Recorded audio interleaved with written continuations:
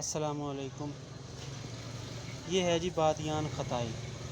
بادیان خطائی کو انگلش میں کہتے ہیں سٹرا اسامک، اور اس کا جو ہے پھل ایک پھل جو خاص کری رنگ کا 5-6 پردوں والا ہوتا ہے، ٹھیک ہے نا جی، جس میں خاص کری رنگ کے تخم بھرے رہتے ہیں، ٹھیک ہے نا جی۔ ان کا ذائقہ سونف کی طرح ہوتا ہے اور چائے کے ساتھ پکا کر پیتے ہیں، جس سے چائے مزیدار خوشبودار ہو جاتی ہے، جس کی شکل تخم اور پودا بالکل مختلف ہوتا ہے۔ اس کی جو مقام پیدائش ہے وہ ہے، یہ زیادہ تر نیپال، چین اور برما کی طرف ہوتا ہے۔ مزاج جو ہے نا اس کا وہ ہے گرم خشک درجہ دوئم، اور بعض کے نزدیک یہ گرم خشک بھی ہوتا ہے۔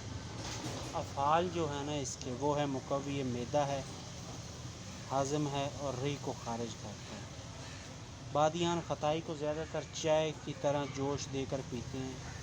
یہ چائے غذا کو ہضم کرتی ہے، ریح کو خارج کرتی ہے۔ اس کے علاوہ بطخ شکم کو دور کر کے بھوک لگاتی ہے، معدے کو تقویت دے کر ہاضمہ اور طاقت دیتی ہے، پیٹ کے دردوں کو دور کرتی ہے، ٹھیک ہے نا۔ اور اس کے علاوہ جو ہے بادیان خطائی زیادہ مقدار میں کھائی جائے تو دھتورے کی طرح زہریلا اثر کرتی ہے، مقوی معدہ ہے، سر درد پیدا کرتی ہے، ٹھیک ہے نا جی۔